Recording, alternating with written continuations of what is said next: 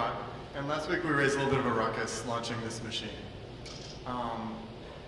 Our goal at MakerBot from the beginning was to make a 3D printer for everyone and put it on, make it as accessible as possible so that every creative explorer could have a tool to make anything they needed. Let's see. I think everyone who's been involved in open hardware or been an employee of MakerBot or contributed to MakerBot can see this machine as a win for open hardware. We started, and while our first mission was to put 3D printers on the desktops of everyone, we did this with an open, like literally an open heart to try and make this work. And it came from our desire to share. So to be kind of clear, because for whatever, because I will say this machine is not 100% open, but we just released, well, actually we've been developing it in the wild, the software. We've got the MakerBot slicing engine, possibly the best slicing engine ever made. It does in seconds what used to take hours, and that's all open. The MakerBot firmware and the MakerBot driver, open. The software alone represents over $1 million in people working, being paid during the day to do this work. On the hardware side, we've kept the Mighty board for this Replicator 2, same thing as the Replicator 1. And we made a little tweak because there's some tweaks, but really not functionally the exact same board. And the extruder is functionally the exact same extruder. So people are like, why are you publishing these? And it's like, well, they're the same. We did.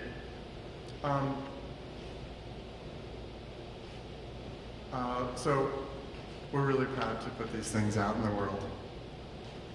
When we started with the prototype that we generate. We literally, these machines, you can really see that we started pretty rough. We literally made a prototype and we were like, great, it works, let's ship it. And you can see we got a progression here as we've been progressing towards getting to a machine that's more universal, that's more friendly, that's more accessible to a wider group of people. And our first, 50% of the people who bought them originally were programmers, which I think says something to the character of the machine and the maker ethic behind it. And when we shifted to the Replicator 1, the original Replicator, people were like, what, I don't get to put it together anymore? And we're like, yeah, there's a lot of reasons for that. We make it assembled because otherwise it takes about 8 to 9 hours of customer support to help people make it. But people were pretty upset that we didn't make it as a kit anymore. And that was a bummer for us because we were like, but it's so easy for you to make other things with it and you don't get bogged down. And sales kind of went through the roof. So that was one of those things where we saw, first of all, the kind of core of our community shift a little bit and open up to a bigger community. There's been a lot of derivatives of these. We really like for example, there's a guy named W.J. Steele who just launched UltraBot. He's got a campaign on Kickstarter. He made a derivative of a cupcake, and he did this by really liking his cupcake and making modifications upon modifications until he basically had a new machine, and then he launched a whole Kickstarter on it. We think that's cool.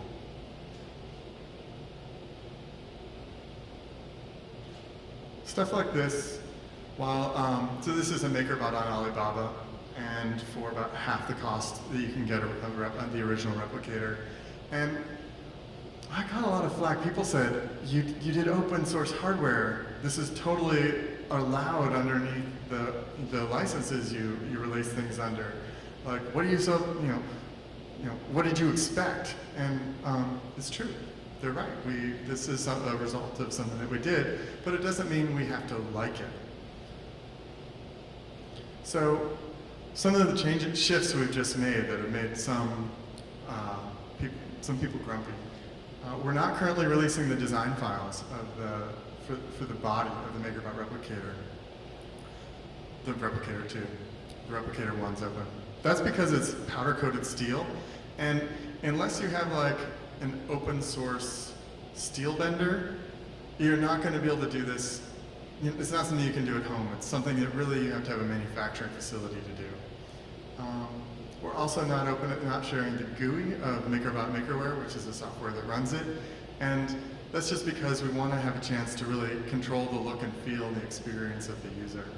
And these things are really valuable to people who want to clone us and just make like carbon copy clones. And we're not, and we're not into that, but it's still hackable, still modifiable.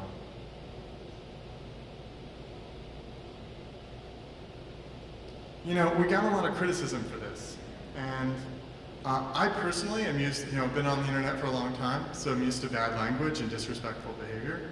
But I think that one of the downsides and one of the challenges we face as a community is when the trolls come out and they get some traction, and we really had a rough week where people were like, we're not 100% open source, die. Other companies and other individuals and other people start seeing projects saw a lot of ugliness from the community last week, and that doesn't encourage people to be more open. And I think that's something to talk about, is how do we encourage people to grow their projects into businesses and grow their businesses into successful large businesses that can hire a lot of people and let people shift from doing open source as something they do on nights and weekends into something they do for their day job. Thank you.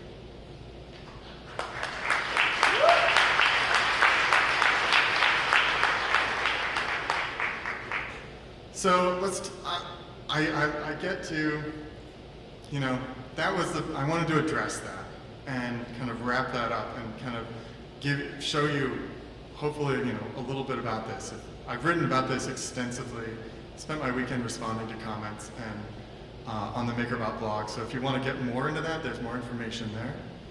I'm going to talk about stuff that I'm excited about. I see that the wages of workers in places like China are going up. In the past 3 years, many factories have had wages triple. This gives an opportunity to, for one thing, other places to manufacture things, and furthermore, not just manufacturers to manufacture things, but with the tools that we have today, we have the opportunity to take manufacturing back into the home, back into the garages. You used to have to think about making a product, and you had to think in the tens of, like 10,000 to 100,000 units to justify manufacturing it, to get it past that idea, just to get it past the idea stage of it. And now we're in a place where, with 3D printing and with the kind of tools that we are all collectively making, we have an opportunity to empower so much awesome creativity and innovation in the world that things are shifting. And you can smell it. You can smell it in this room really strongly. It's a good smell. The cool thing about this is that more and more of us, I'm kind of curious, I can't really see you very well, but can anybody who use it in their day job, they create open source infrastructure, can you raise your hands? Can we give all these people a round of applause?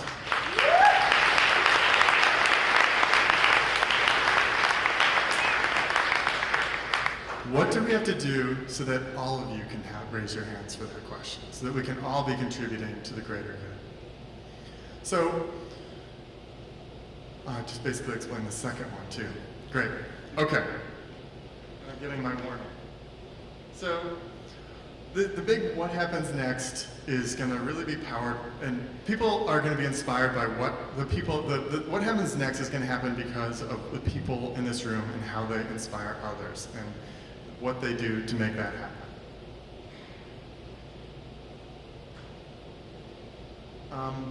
I have to say, for all the drama, a lot of people have stepped up in the last week and given us feedback and criticism, constructive criticism, and support. I've had a number of people here come up to me and say, I'm a business, I know exactly where you're at, it sucks, I support you. And even the people who gave us constructive criticism, I want to say from everyone at MakerBot, this is a photo taken in our manufacturing facility.